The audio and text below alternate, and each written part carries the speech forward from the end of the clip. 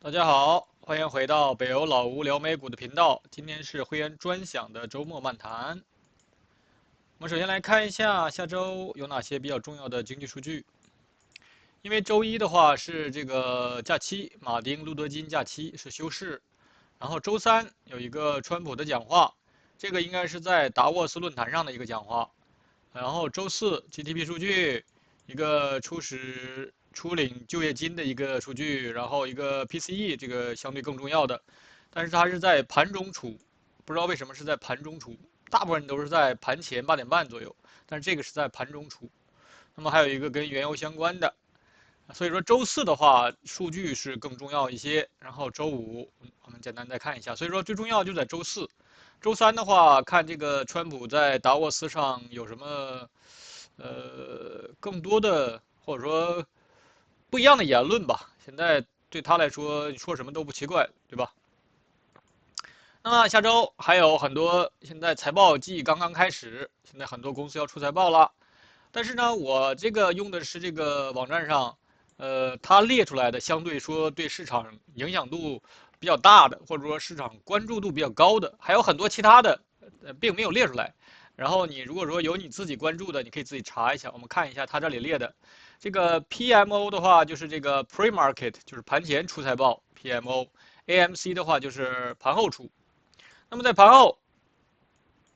那個 Netflix 網易那個網飛啊。要出財報了，因為這個Netflix 每次的這個財報它波動是比較大，就之前，一般都10%到20%的波動都比較多，但是最近它的這個波動是比較小的。我們看一下，一會兒等一下分析一下這個 Netflix。然後這個周四，英特爾也是在盤後，然後其他的話，這個相對來說關注度就比較低。如果說有你自己關注的話，可以自己看一下。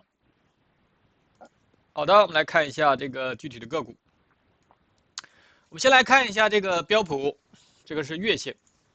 對，有這個會員朋友們在這個頻道下面留言說，我每次分析的時候沒有必要分析月線。我確實是大部分時間是沒有必要分析月線的。一般你可能去看日線以下的，或日線及1日線以下就夠了，平時交易。但是在我做周末漫談的時候，因為时間相对充裕一點，我可能說的比較多一點，或者說的節奏慢一點，對吧？你像我在平時做直播的時候，語速都非常快，畢竟只有30分鐘，要分析的東西比較多，又想說的比較仔細，要想說清楚的話，那個這個時間比較短的話，是說的不會分析很清楚，对吧？就是說，如果說想那个模糊的講一講，當然可以了。那你可能1分鐘我就跟你說5、6個，對吧？這個圖怎麼樣？可以買可以賣的。但是你想要我說的清清楚楚，到底為什麼背後的邏輯的話，那麼需要多說幾句。那麼在周末的時候，我也不是為了，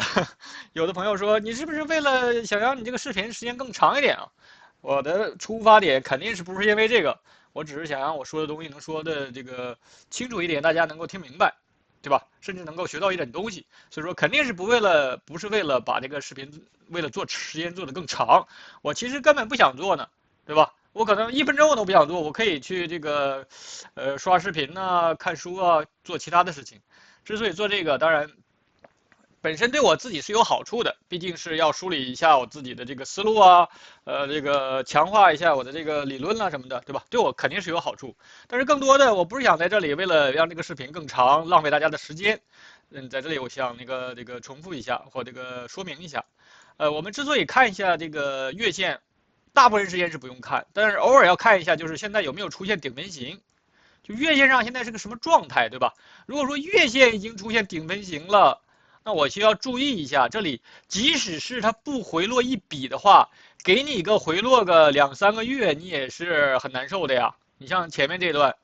因為川普上台的原因，回落了20%，對吧？它也沒有回落一筆，但是出現頂分型之後，你如果說不去注意它的話，那麼後面這些大幅回落，你是沒有概念的，或者說你是這個只關注小周期了，大周期的這個給到一個更雖然說它的這個裡面的這個結構你看不到，但是大周期上，對吧？它可能指引性更強一些。這是為什麼每次要看一下大周期。現在這個月線上是沒有頂分型的，你看它的這個月的 K 線很多時候你單看一个月 K 線，就單 K 的話，它也是能夠反映出來一些東西。你發現這個月線的這個 K 線實體，你可以比較的，你可以把這個月的跟這種比較強勢的 K 線你比較一下，對吧？K 線的實體比較小，上下影線都比較那個也不夠很長，都是相對比較均衡的一個狀態，說明這個波動小。就本月雖然說現在這個月是才那個開始2週吧。只是2週的時間，但是還沒有明顯體現出來。畢竟大的這公司的財報還沒出來。但是就現在，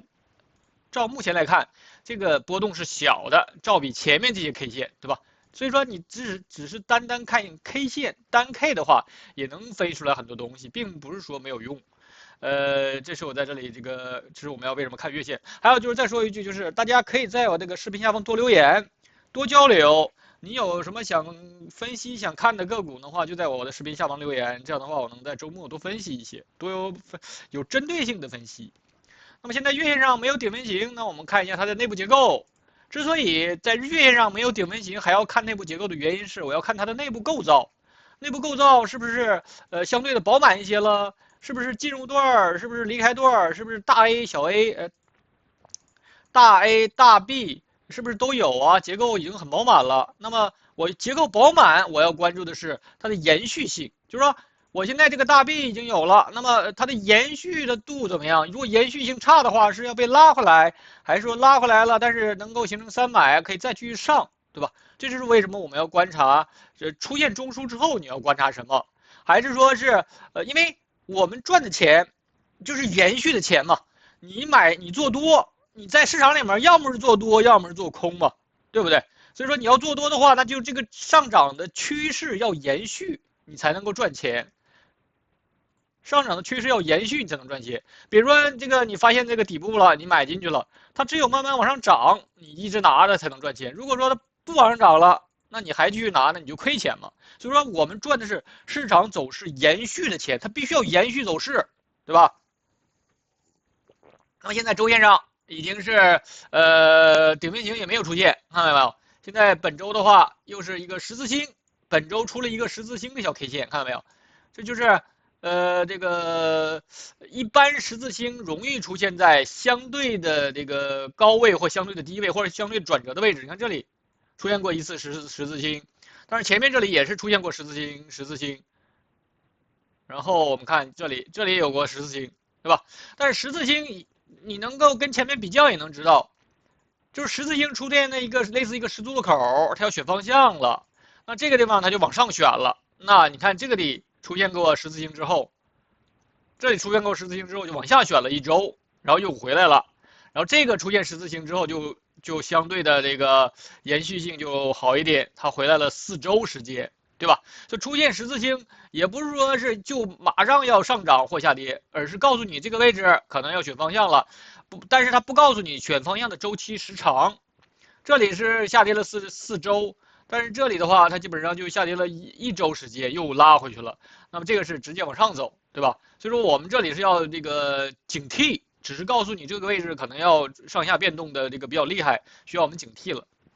那麼在週線上。這是我們最後要關注，每天就是我平時直播的時候要看的，就是這一筆內部日線上。說你平時自己復盤的時候，你可能光看日線或者日線以下就夠了，因為這個週期夠你交易的了。你可以利用日線及日線以下級別開始做交易，一周做個幾天。如果說你只看日線的話，對吧？那麼你看它這裡回來就5天時間，那你一個頂分型一個底分型，你一買一賣，基本上一周能做1-2次交易，然後又上去了，又可以做了，對吧？基本上1個月能夠做幾次交易就夠了。那如果說你想能做得更細的話，那你就需要降低週期了。所以說你自己看確實是夠了，但是如果說你要做的那個計劃更大一點，比如說我做的週期是週線的，週線上沒有出現頂分型我都拿着不動的，那種的話你就需要把級別擴大。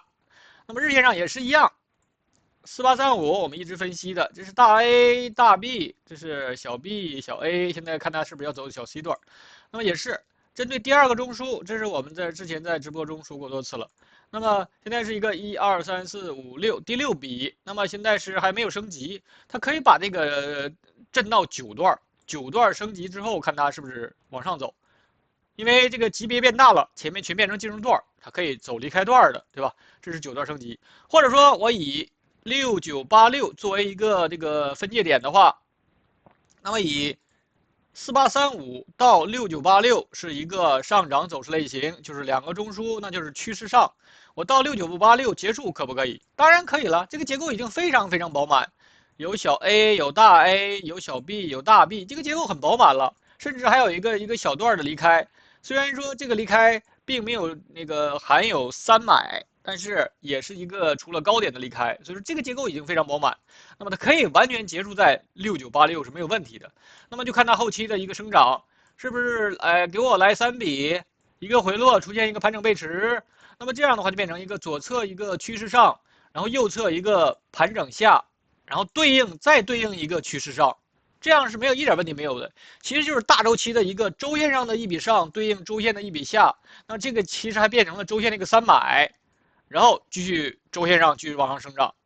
所以說這是它後期的一些演變。我們剛才這個方法其實就是完全分類，對吧？一種是情況把這個進行一個橫向的一個擴展，出現9段升級，這是一種方式。二呢是一個給我一個3次回落，一個盤整背馳，那麼這是一種情況，它可以往上生長。還有就是說我這段沒結束，我這段可以繼續往上走，然後給一次回落，形成一個3買繼續往上走。或者說我把砸穿這個，那就是我們剛才說的那個盤整背馳那種情況，對吧？所以現在就是利用纏論的這個完全分類不測而測這個方法，那麼你就要跟，怎麼跟？那現在是6824到6986這段，你能說它結束了嗎？對吧？怎麼說？怎麼樣判斷這一筆結束？新的一筆生成才能說它結束。現在新的一筆沒有生成啊，它完全是小周期裡面有一個中樞可以繼續上的，所以這段你現在都沒有辦法說它結束。那麼這就是你需要跟了1小時上，那這就牽扯到每天的一些交易了。那麼我們看6824這個是進入段，然後這是3段構成中樞，然後後面就在這裡震，對吧？然後在這個我們在周5直播的時候是在這個位置，我當時說這裡是可以生長出一筆來的，但是它是1、2、3、4，這小高點在這裡，只有4根 K 線，所以說它這個潛在的3買之後還沒有形成新的一筆。如果說下周它先把這個位置打掉的話，把這個6925打掉的話，那說明這個前面這一筆下跌延續沒結束，它可以再拉回到這個中樞裡來，然後再上，然後再回來，然後再上，給一個3買，可不可以？當然也可以，怎麼走都對。就是說你在這個位置，比如說你看它這個一個這筆回調的時候，然後又在這個120均線120小時均線上方，然後還有一個中樞上方，在這裡進行做多的一個操作是沒有問題的呀，對吧？那麼至於它後面沒有生長出來一筆，說明它的內部的力度弱，沒有上得去。你不能說啊，我在這個位置判斷它是3買，但是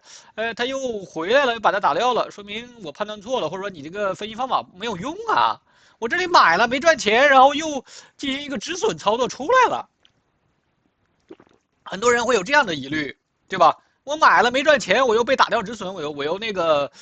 破止損了，你這什麼方法呀？沒有用啊。對吧？很多人肯定會有這種，我剛開始學的時候，我按的是你纏論用的呀，3買嘛，然後那個不應該生長出一筆來嗎？為什麼又被打掉止損了呢？所以說，很多時候你碰到這個問題的時候，沒有100%就讓你說啊，這個市場怎麼走就已經規定好了，我這裡必須是3買轉2賣，或者3買轉1賣，必須要這樣走，哪有這種必須的事兒呢？沒有啊，怎麼走都對。既然市場那個往上選沒出來，然後先往下走，說明前面的下跌的這個沒有被消化，下跌的動能沒有被消化，它繼續拉，說明弱，就是說明上漲的動能弱，對吧？你要做的就是設好止損。如果說你是做日內的，設好你的止損，因為它這裡完全可以繼續往下延伸，把這2個均都打掉都可以，沒有人規定我只能打到120均或者說200均。所以說你要做的就是把你的虧損設定好，你能夠承受的虧損多少，先想虧再想贏，你這樣的話就操作起來就容易了，對吧？你不要老想着我每次進場我都賺錢，那你這不是，如果說你這樣的話，你這不是成股比巴菲特還厲害，對吧？巴菲特還有很多時候虧損的時候呢。所以說不要老想着贏，先想虧，先想着什麼位置，那個我要是要出局，這個出局是在可控的情況下，而不是說啊我都他媽的跌到这个把这個位置都跌破了，我開始去割肉去了，不是在這個位置割肉，而在這個剛剛出現虧損的時候，或者說剛剛還能夠這個在你可控的時候先出來，先看一看，然後是不是這個圖形上出現變化了？它是不是要先往下走了？先是一筆下，然後一次反彈，然後再下一次，兩次，這個做一個反向中樞之後，往下走，它也可以是這樣生長的一個過程。所以走勢是生長的，它是由小周期慢慢演變成大周期。那麼這個生長過程你是沒有辦法去預測到的，你沒有辦法預測到它是如何一個生長過程，你所能做的就是一個跟隨，這是我們一直講的跟隨。那麼很多人喜歡預測的原因，就是因為預測是最簡單的，不需要去這個每天花功夫去跟它。哦，這個位置可能要漲嗎？那個我這個位置是不是要再次突破6983呢？對吧？我就去預測它，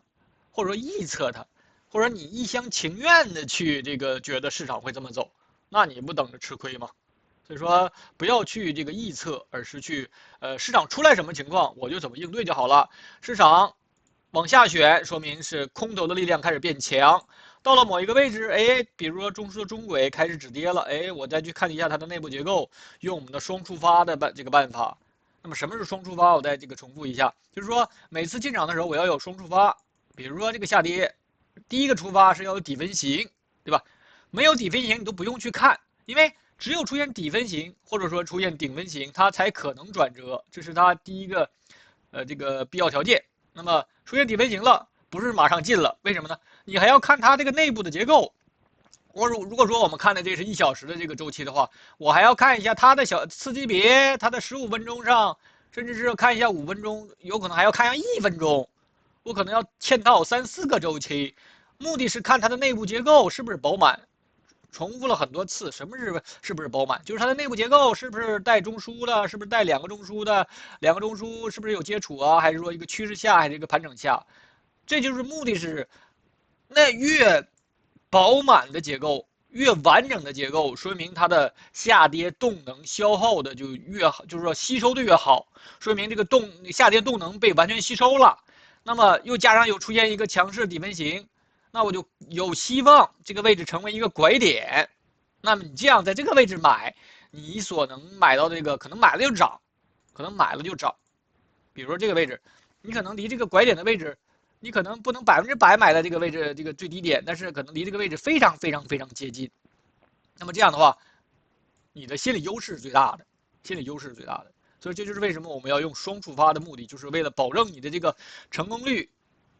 相對的偏高一些。這樣的話，你能夠忍受的這個回檔的時間越短，這樣的話，你能夠拿得住的可能性就越高。好的，這是針對指數，我們趕緊來分析一下這個下周要出的財報。先分析一下這個要出財報的幾個，看一下這個 Netflix 的話，我們這個頻道裡面有一位這個會員朋友也是，應該是在這個位置的時候，我不知道有沒有買啊，或者說還有沒有在持有。那麼我當時說過，這個Netflix 是偏弱。我們看一下它的大周期，現在看的周期是周線上。那麼周線從這個16.27的話，這是進入段 A 中樞，然後開始這個往上走，它是一個3比作為第2個中樞的進入段，然後在這裡做了一個 B 中樞，現在這裡是這個 B 中樞。那麼從134這筆回撤的話，已經打回來了，已經打回到這個中樞裡來了。你看它前面這一筆的離開力度非常強，走了61%，然後現在即使是漲了61%，我也能給你砸回來，對吧？那麼我們在之前分析的時候，我是有過把這個當成一個2脈來處理的，就是作為3段來處理。但是我後來又仔細看了一下，這裡可能當成1筆，可能處理更好一些。這樣的話，你可以看它的這個結構，就是一個大 A 中樞，現在只是圍繞大 B 中樞的一個震盪。那麼大 B 中樞的內部，我們等一下要看一下。那麼因為這個下周要出財報，這是1月20號周二盤後。那麼現在這個就是所有的從134下來這段，它在周線上就是你周線上回落那一筆，但在日線上的話，它的結構已經挺飽滿了。這是它的這個 A 中枢，然后開始往下走，1、2、3、4、5，這個小 B 段走了5段，小 B 段走了5段，所以說這個小 B 段的延續性非常好，你發現沒有？延續性非常好，一下走了5段或5浪、5筆都可以。那麼我當時在這個位置說，你可以是參與的，這個位置你當時是去參與一下沒有問題啊，就在這個位置，應該也是當時那位朋友那個頻道裡面這位朋友在問這個位置能不能夠參與，我說都是可以參與的，因為它是一個1、2、3、4、5第5段到這裡了，我參與一下是沒有問題的，而且說應該是長期或中長期看好这個 Netflix 这個公司，但是 Netflix 的話，现在問題就是它現在陷於這個收購戰嘛。跟這個時代華納還有這個派拉蒙，現在主要是派拉蒙這個在裡面這個攪渾水。派拉蒙，這個也是最主要原因是什麼呢？就是這個甲骨文這個家族也好，或甲骨文這個老板他們跟特朗普的關係比較好。然後呢，他們收購的這個時代華納的旗下的 CNN 在他們旗下，但是 CNN 跟川普的過節，大家應該都多多少少都知道一些，所以說，那川普肯定希望跟他關係好的人收購這個時代華納了，因為裡面包含了這個 CNN 嘛，那這樣的話他好控制這個媒體。但是現在如果說 Netflix 收購的話，那可能後面的變數就比較大了。所以現在之所以一直這個事兒一直遲遲沒有定論的原因就在這裡，因為如果說是 Netflix 收購之後，可能會受到監管的一些這個壟斷問題的一些審查，所以說在這裡呢現在，然後對這個它的股價也有，你看它這段的這個震盪是比較大的，有受到這個消息的刺激，都是受到這個消息刺激。那麼這個財報的話，現在反而是不是關注的重點了，主要看這個收購戰。那麼這個收購戰到底是最後以一個什麼形式能夠落地，對吧？現在其實關注重點在這裡，但是它的結構確實是已經是相對的已經1、2、3、4、5了。當然你說走一個6和7，甚至8和9可不可以？當然可以了。在那個一會兒我們再可以看一下谷歌，谷歌的那個日線上走了9段，谷歌日線走了一個9段上漲，或者9浪上漲。所以說在日線上它的趨勢性很強的時候，它的延續性就好。你一旦發現這是一種浪形模式開始運動的時候，它的延續性都是非常好的。就是現在是走了一個第5筆或第5浪了，但是如果又是你長期看好的，我說出現底分型了，然後利用双觸發，我去每次跌的時候買一點，沒有問題。其實，因為你只要是你中長期看好的，按這個比如說3、5年的這種周期的話，我現在買，我這個拿着不動，然後它又有分紅，對吧？它应该也是，哎，这個沒有分紅嗎？這上沒有標。一般有分紅的話，它會標。比如說，你看這個蘋果，它這個標是 dividend，這是有分紅的這個標識的。它這上沒標，可能是沒有分紅嗎？如果說沒有分紅的話，就不太好，因為畢竟長期拿有分紅的話，還能那個彌補一下損失嘛。但是它沒有分紅，這個就看你個人了。這就是為什麼我們一直講我們的禪論告訴你的是3個維度：基本面、比價關係，最後才是技術面。禪論不單絕對不是一個單純的技術分析理論，它絕對是一個3個維度。3個維度一定要告訴自己，時時刻刻告訴自己，你要操作的這個股票一定是先從基本面和比價關係選擇，然後再去看技術方面，對吧？所以說最重要的反而不是技術，而是基本面，而是基本面和比價關係。很多時候你會發現，基本面在上漲過程中，其實很多股票，你这些小股票、小盤的股票，在上漲過程中你是無所謂什麼基本面的，只要漲，只要是上漲的，你管它什麼基本面呢，對吧？基本面最重要的時候，其實是還是在體現在它的下跌中。為什麼這麼說？在下跌過程中，如果說一個基本面不好，或者說你對這個公司的基本面沒有信心，你是很難拿得住的，对個人的考驗是非常大的。為什麼你要選擇一個基本面好的？就是因為即使在下跌了，比如說你買 Netflix 或者說蘋果呀，什麼巴菲特的一些公司啊，還是說什麼英偉達這些基本面特別好的，下跌過程中你是敢買回落的。很多小公司基本面很差的时候，你一下跌的时候你是不敢买的，你肯定是去割肉的，因为不定哪一下就破產了呀，或者其他什麼問題，你是不敢買的。所以說下跌過程中對個人的考驗才是最大的，這個時候的基本面才是最關鍵的。為什麼要選基本面好的？就是在這裡，不是因為在漲的時候基本面好，而是在下跌的時候它能夠修復它的這個錯誤，或者說修復市場因為一些偏見造成的這個價格的一個回落，反而給深信或者說特別相信這個公司，經過一個充分的調查也好，因為我們小散戶是沒有這個能力的，但是其他的基金公司已經做好調查了，現在的這個短期的回落反而是一個進場的機會，他們已經做好那個調研了呀，對吧？所以說那個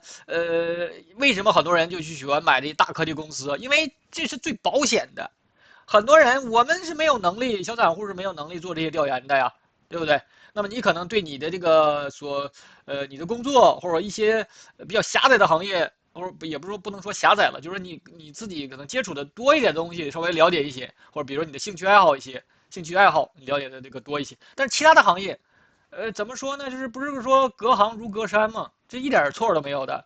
你不但你不了解一個行業，不能了解一個公司，只能是片面的讀一些新聞，知道一些東西，你是沒有辦法了解到這個公司的實質的。所以說，買大眾情人、買大科技公司是最好的一個方式，因為這些已經通過了其他調研公司的調研了。那些大機構，他們有一個整個團隊去調研，對吧？很多，比如說英偉達，這都幾千個機構在裡面，對吧？所以說，他們已經做過非常好的調研了。你雖然說沒有經過調研，但是他們已經充分證明了它的基本面是沒有問題的。在下跌過程中，他們是敢買，那麼他們敢買，你為什麼不敢買？對不對？所以說我們是借用了，很多時候其實是借用了這些大的那個基金公司啊、大的機構的一個調研的一個結果的。所以說你如果真的是不懂一個這個行業、一個公司，不要去瞎買，這個其實是非常害人的。那麼說了這麼多，還是要強調，纏論一定是3個維度，千萬不要單的去做什麼技術的一個分析、技術的一個操作。那你這樣的話，其實是浪費了纏論這麼一個好的東西。那麼比價關係，我們也說過多次，就是這個公司在它的行業裡面的地位，比如說芯片行業誰是龍頭，對吧？當然它也分上下游，每個上下游裡面它也有這個不同的龍頭，那麼你就要選擇它每一個行業裡面的龍頭，你只做龍頭，我們只做龍頭。那麼這個其他的這個比如行業的第2、第3的話，你要想這個分一下倉位也可以，但是禪師的建議就是每個行業只做龍頭，也就是說這個公司跟它在同行業的其他公司的一個比較。為什麼叫比價比價的這個技術分析呢？就是比較。好的，就是針對這個 Netflix， 我們延伸說了很多一些纏論的東西。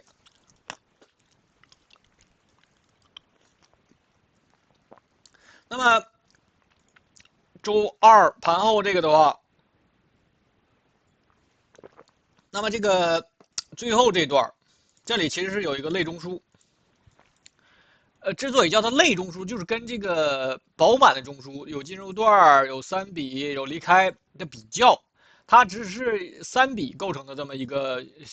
重合區間，這也叫中樞，只不過它就是沒有那麼飽滿而已。但是呢，你可以利用它來分析一下它可能的一個空間。比如說拉回到這個92.35以上，5.23%，如果說能夠強勢突破這個97.3的話，就是10%，對吧？這叫強勢。如果說因為財報的原因，盤後到了97%以上，那你就多拿一拿，因為它是一個強勢的表達，它完全是這個可以結束了，可以給你來個3筆的一個反向，甚至是第1筆可能就幹到這裡，然後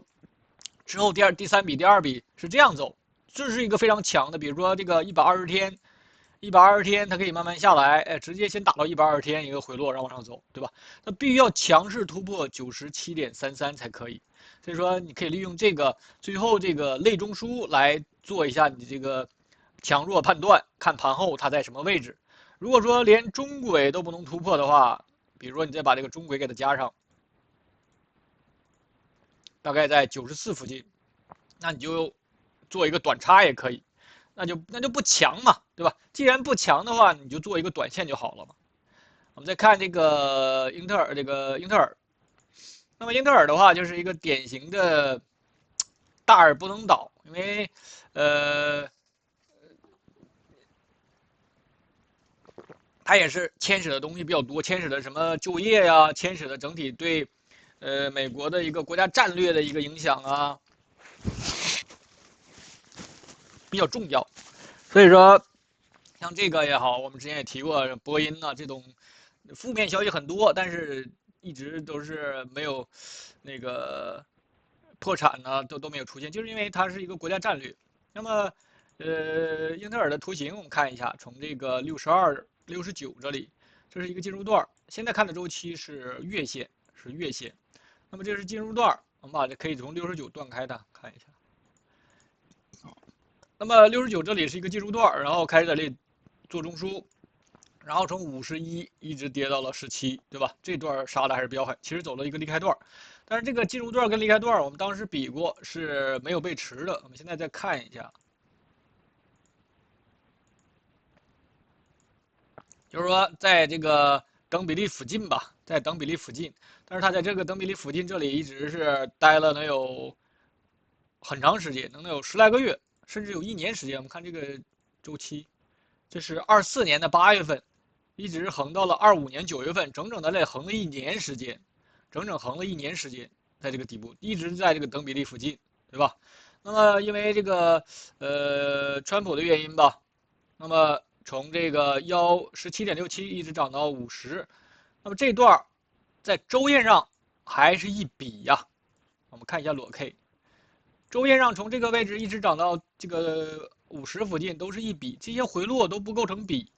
都構成了次級別的一個回落，那麼在周線上還是一筆上漲。那麼你跟前面這裡比較，前面這裡從51.28跌到17，用了一個什麼結構？這是一個1、2、3、4、5，一個五浪作為進入段，然後在這裡震，做出一個中樞，還打了一個最低點，這是一個非常飽滿的結構了，對吧？有進入段，有中樞，有離開，這是一個飽滿結構。然後它用了一筆。就回到了相對的之前下跌的位置，這是一個典型的結構不對稱的。你的左側如果說從這個位置斷開的話，那麼它的左側是一個盤整下，因為它只有一個中樞，是一個盤整下。那麼右側的話只有一筆上，那絕對是級別小，右側的級別小，但是空間一致，級別小，說明動能強。就是右邊的級別特別小，但是回到了同樣的空間，它要用同樣的這個空間就到了這個之前下跌的位置，說明它的動能強。那麼就是在周線上，我們再看最後這個日線，從這個17.67這裡的話，在下面底座這做了一個中樞，之後，那麼就在這個位置其實是很關鍵的。當時有朋友其實就在這裡問。我們當時在直播的時候，有朋友在這裡問這個，能不能夠買這個英特爾？當時其實已經出現一些改變了。其實這個內部人員啊，或者說知情人士，已經開始在這裡買了。為什麼說是知情人士呢？因為這個是當時這個川普要入股這個英偉達前期，這個時候還沒有消息還沒出來呢，當時只是說。這個有一些改善吧，或者說美國政府要這個救他還是怎麼着，當時還沒出來。這個跳空缺口是因為這個英偉達，因為川普要買它，所以說你如果說用結構的說的話，就是這裡有一個大 A， 那麼這個是 B 中 A， 就是後面這些全是小 B 段，那麼這個是 B 中 A。如果說你用結構怎麼來處理它，就是說。你這個17.67因為是最低點，我在這裡做了一個中樞是大 A， 然後，那麼在這個位置是可以進的，因為它是一個 B 中 A 呀，對吧？那 B 中 A 之後就是 B 中 B，B 中的小 B， 就是後面這段就是 B 中的小 B，B 中小 B 類似一個波浪裡面的3浪3，它倆是可以對應的，因為在波浪裡面3浪3就是這個3浪3就是說日線上是3浪，那麼這段內部又是一個3浪，那麼就是說又是一個第3浪，所以說是這麼一個三浪三的一個说法。三浪三就是利潤最強的一段，基本上就是單邊段。你看它这段的後面這段，基本上就是一個單邊段，對吧？那麼單邊段它的這個利潤是最豐厚的，也是主升浪，就主升的一段。所以說這是一個不容你忽視的。那麼你如果說利用纏論的話，就是这個位置你要開始進，但是呢，你也不是說要全倉壓進去，你也不知道後面有出現這麼多的消息，只能說是啊，在這裡出現前面這裡結構是飽滿的，然後又到了17.67這裡，然後做中樞了，對吧？你只能是進一些倉位，然後再看。那麼選擇這個 B 中 A 的時候啊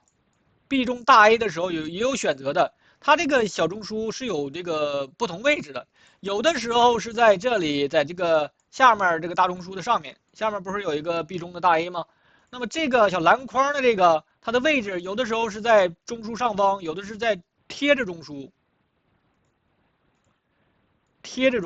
有的时候是在中枢內部。那麼你在選擇的时候肯定有区別了，肯定是在中樞上方的這個力度更強，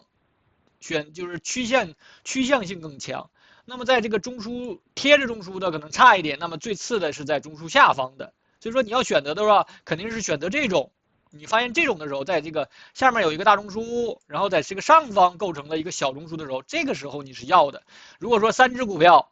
出現了這種情況，你肯定是選最上面這種的。所以說這是一個出現這種情況的时候如何選。那麼現在它的結構，這裡有一個大 A 中樞了，然後這裡做了一個大 B 中樞，然後現在開始走 C 了，有可能要走 C 段。那麼如果說拉回到這個中樞裡來的話，我們看一下這個空間，這是到中樞上沿10%，到中軌18%，因为它是在周四盤後出財報。如果說周四到周四當天的話，先跌個3-4天，直接拉回來的話，那就看它怎麼選，可以往上往上走，或者說去往下來也可以。所以說現在還是不太好說。如果說往上繼續走的話，那就看它的內部，我們可以看一下這段的內部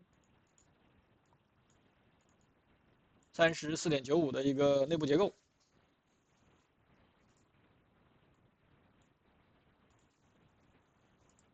那麼在1小時上，34.95，這是一個3筆構成一個中樞，然後2次震盪構成了1小時中樞，然後開始離開，然後現在還出現了一個潛在的300，所以說針對這個結構是不飽滿的，對吧？針對34.95的，就是這段結構是不飽滿的。我要麼是在這裡做第2個中樞，這樣的話就有 A 中樞、B 中樞，看它能不能再打一個離開，或者說呢，我直接拉回來也可以。雖然說這段好像看上去走的比較遠，但是也不影響它再拉回來。所以說就看這個下周的一個選擇。那麼你可以從這裡測一下它這個黃金分割。那麼在這個位置是0.382是嘗試有的出現一些支撐，但是沒拉上去。然後你看它那個 MACD， 現在張口張得太大，向下的張口張得太大了，所以這個動能沒有被消耗掉。那麼這裡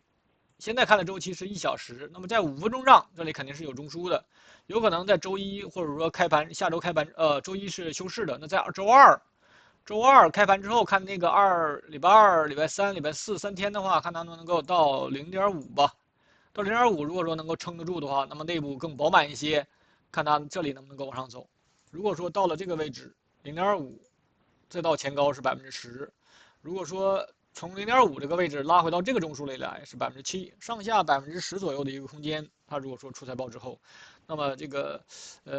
看你怎麼選。如果說你想賭財報的話，但是如果說賭單邊的話，那是難度比較大，風險也比較高。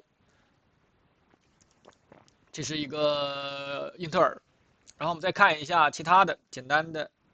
還有個10來分鐘時間。我一般周末的這個視頻控制在1個小時之內，所以我們還有一點點時間，我們再看幾個，看一下這個比特幣。比特幣的話就是相對的弱了。那麼我們在上周周末的時候也分析過，我一直提醒，現在出現了一個比較重要的位置，就是這個這筆反彈，從80524的這筆反彈如果說回不到上面這個中樞，就會形成一個3脈。那麼針對前面這個最高點是一賣的話，那就會形成一個二賣，也就变成了一個2+3的一個賣點。就是这个位置，如果说出现一个2+3的一个卖点的话，那一定要注意。那么现在上周出现过一段反弹，我们看一下这个日线上这一段，就是从80524到97963这段，我们当时上周在这个位置，我当时说好就好在这个小周期上是有一个中枢中轨的，4小时上有这么一个中枢，它中轨在这里，它当时是在这个位置，是在中轨上方，在这个位置是在中轨上方，我当时说本周还可以看一下有没有希望往上冲一冲，那确實往上衝了2天，確實往上衝了一下。那麼現在這個位置，這個最高點還是一個非常關鍵的位置，為什麼呢？我們看一下，比較一下這個3段，比較一下這3段，有一個非常關鍵的位置，98516， 98516是一個等比例的位置，也就是前面這一筆的空間跟後面這一筆的空間到了98516是等比例的一個位置。那麼它剛好也是突到了97963，突到了97963，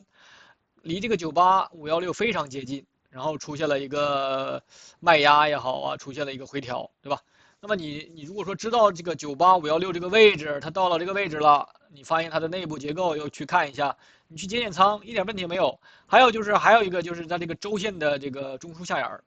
周線上這裡是有中樞的。周線上這裡有個中樞，下沿也在這個附近，相當於一個雙系統，一個是中樞的一個系統，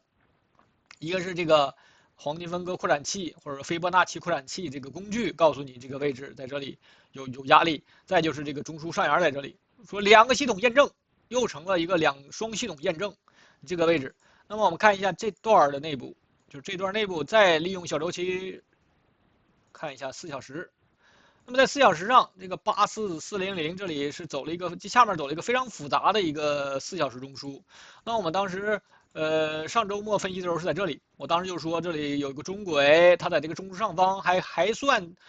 沒有太壞。它如果說能夠往上去，當時我們的分析就是這麼分析的。如果說往上走一走的話，還可以繼續拿一拿。它如果說跌破了中軌往下走，一定要注意，它可能就要去跌破前面的這個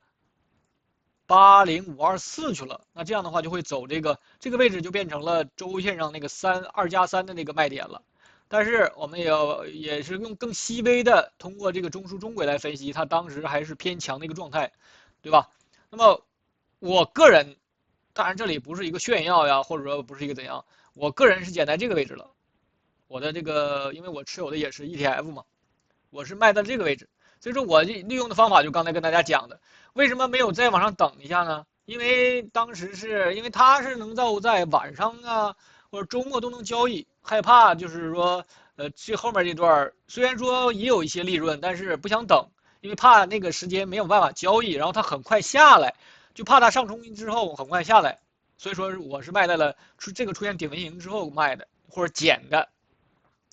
那麼現在它上去之後又下來了。基本上就是按照我剛才在日線上那個分析，一個是等比例，一個是這個中樞的下沿，周線中樞的下沿。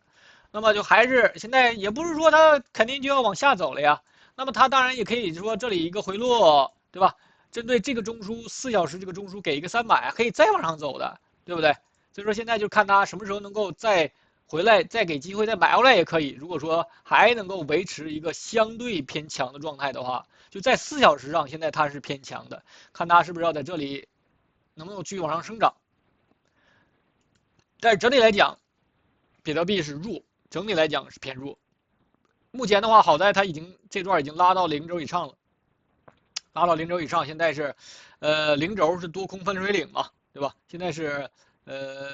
照比其他標的來講它是弱，但是現在目前這個位置還是偏強的，還是可以的。所以說就看它後期能不能夠把這個4小時這段出現一個300之後就往上生長，慢慢往上走。但是你看一下裸 K 的話，就是這兩根均線還沒有被完全逆轉過來，就是尤其是120天和這個200天，現在必須要把它們逆轉，掉頭往上走才可以。你看前面這裡這個位置必須要逆轉它往上，才有可能出現大的那個升勢。這裡也是，就這段你會發現一直是120天一定要在上面，就是短，這是兩個週期嘛，一個是120天，一個是200天。短周期在下面，長周期在上面的話，这是这个弱的，或者说这个多头动能不强。只有这个快线或者短周期的这根线在上面，然后长周期的线在下面的时候，才会出现大的升势。所以说，你利用这两个均线，你能发现什麼時候該買，對吧？什麼時候利用這個傳統理論說是金叉了？他們說，你看這裡是出現了金叉交叉，這是這個短周期上衝，短周期上衝長周期的時候叫金叉，你應該買。也就是說，你買在這個位置。或者買在這個位置，那後期還是有一段利潤讓你吃的。你可能不一定買的這個前面這段升勢可能抓不住，但是後面這段你是有的，對吧？你就即使買在這個位置，你也是不虧錢的。所以說你利用傳統理論，他們這種所謂的金叉出現金叉再買的話，也不會太虧。那麼你看它這後面這裡出現死叉，尤其這個位置。所謂死叉是什麼呢？就是這個。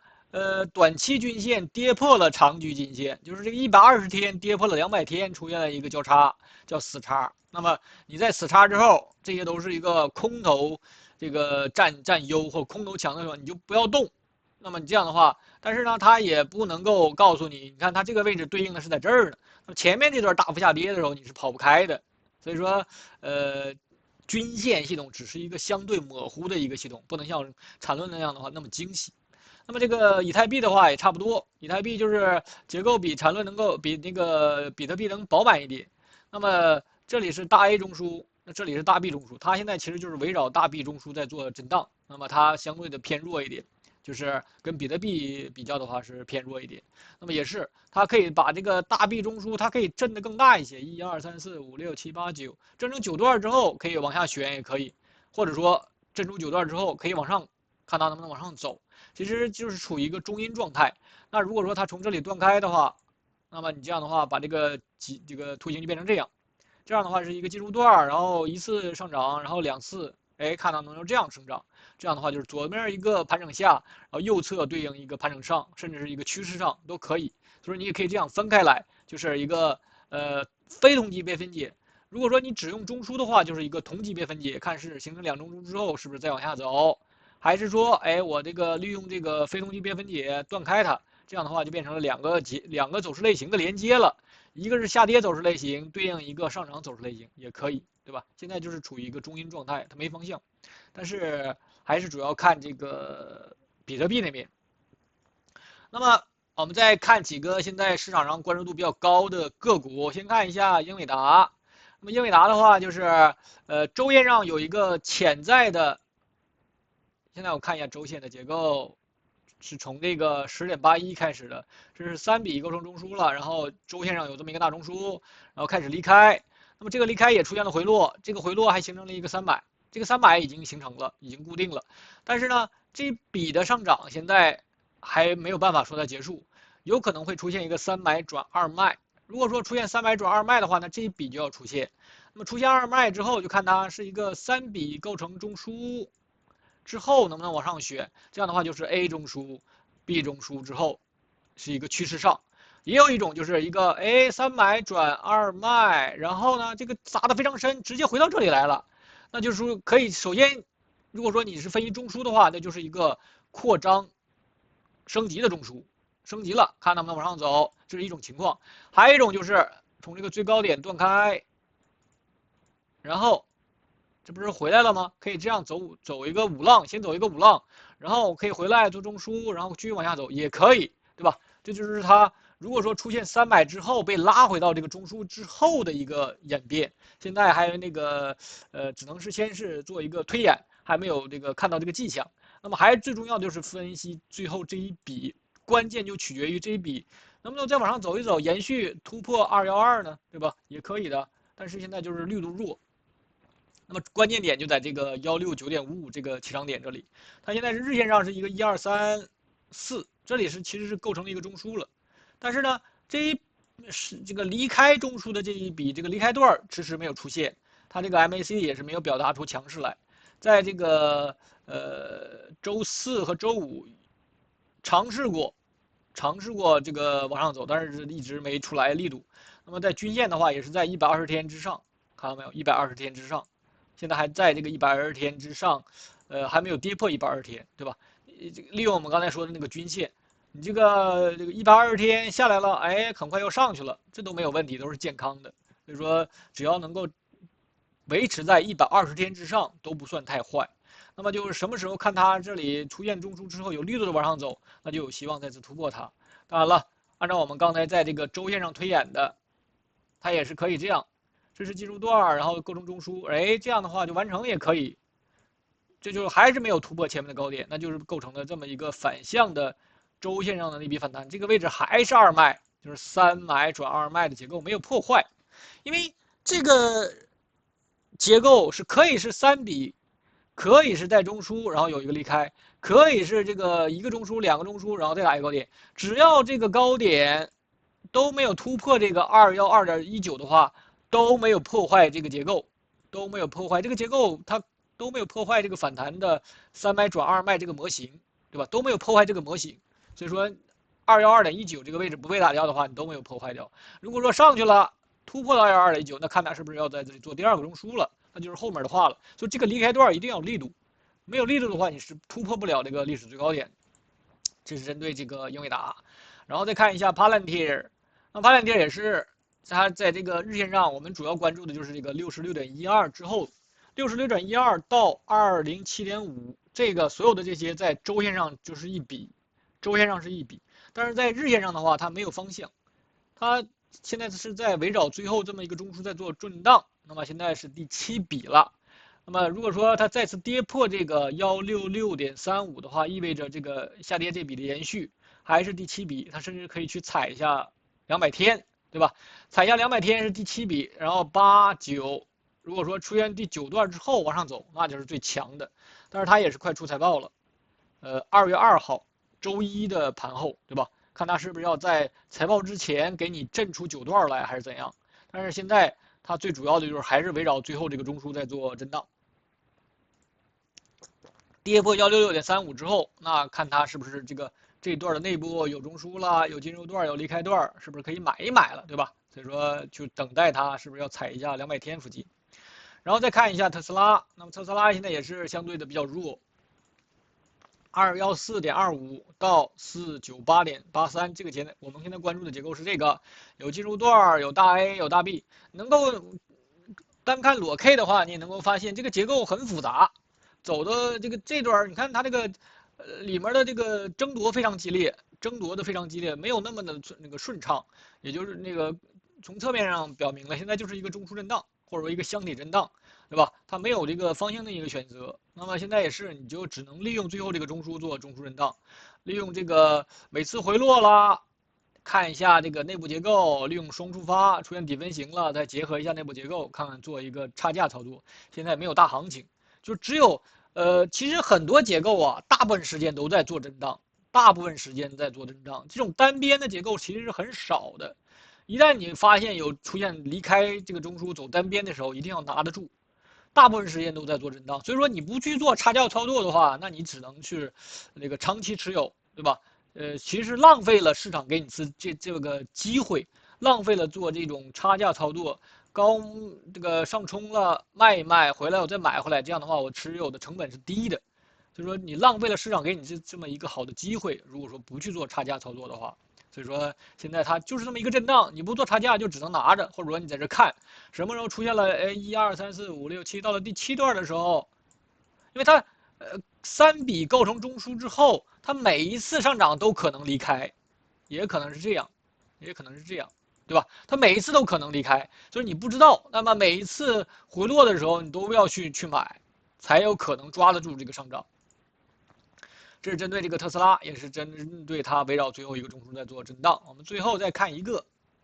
Macro 的話，就是因為最近這個它這兩天，尤其周五又是大漲了7%多，對吧？市場上現在非常看好這個做那個內存條這些公司，因為主要還是供需關係，現在這需求量太大了，可能供應上不來。那麼對我們來講，基本面好，那麼圖形上肯定，你看它的基本面好，圖形上必然有表達，對吧？這麼好的一個基本面，那肯定對應一個非常強的一個圖形啊！你不可能說啊，需求量那麼好，然後圖形是這樣往下走的，那不可能啊！所以說，基本面往往跟圖形是對應的。你一看一眼图形特別好，那它基本面肯定也不會差。那麼從這個103.38這裡的話，是一個12345一個進入段，這是一個 A 中樞，然後現在是走一個小 B 段的，然後這個小 B 段還沒背馳，我們看一下比較一下，我們之前是比較過的，現在已經到了1.118了都，这個第3筆跟前面的第1筆比較不背馳，所以說走的這麼強，然後。這個雖然說日線上不背馳，但是我要看一下它的內部結構。如果說它內部已經很飽滿了，那麼我也是可以出現回落的。看一下1小時